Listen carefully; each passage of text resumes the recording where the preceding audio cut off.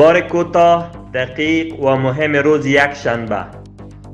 سرپرست وزارت صحت عامه دکتر قلندر عباد میگوید برای تمام دکترین ورزیده و مشهور افغان مقیم خارج دعوت میدهم که به کشورشان برگردند و مصدر خدمت برای هموطنانشان قرار گیرند. معاونیت اقتصادی ریاست الوزراء میگوید امارت اسلامی زمینه مناسب را برای سرمایه گذاری در بخش زیربنایی در کنار سایر زمینه ها برای رشد و توسعه اقتصادی کشور نیز فراهم کرده است. مولوی عبدالکبیر معاون سیاسی ریاست الوزراء در دیدار با سران قومی و علمای ولسوالی چهارآسیاب گفت امارت اسلامی برای توسعه متوازن هم اقوام در کشور تلاش می کند. وی اطمینان داد که برای حل مشکلات باشندگان این ولسوالی توجه ویژه خواهد شد.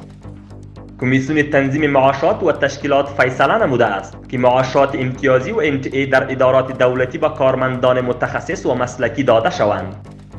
رئیس معارف ولایت هلمند میگوید با آمدن امارت اسلامی 75 مکتب جدید در این ولایت فعال گردیده است. ریاست هواشناسی امروز و فردا در 27 ولایت کشور از بارش شدید باران، برف و سیلاب‌ها خبر داده است. وزارت امور مهاجرین و عودت کنندگان میگوید در یک سال گذشته 820,000 مهاجر افغان از ایران به کشور بازگشته‌اند. به گفته این وزارت از این تعداد 400,000 نفر به دلیل نداشتن اسناد قانونی رد شدند و متباقی به علاقه خویش به کشور بازگشتند.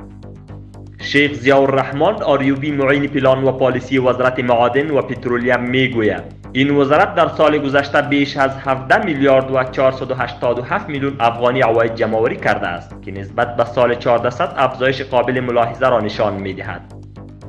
با مناسبت ماه مبارک رمضان در مجموع برای 656 خانواده فقیر در مراکز ولایت کنر و کاپیسا از سوی هلال احمر افغانی مواد خوراکی و غیر خوراکی توزیع شد.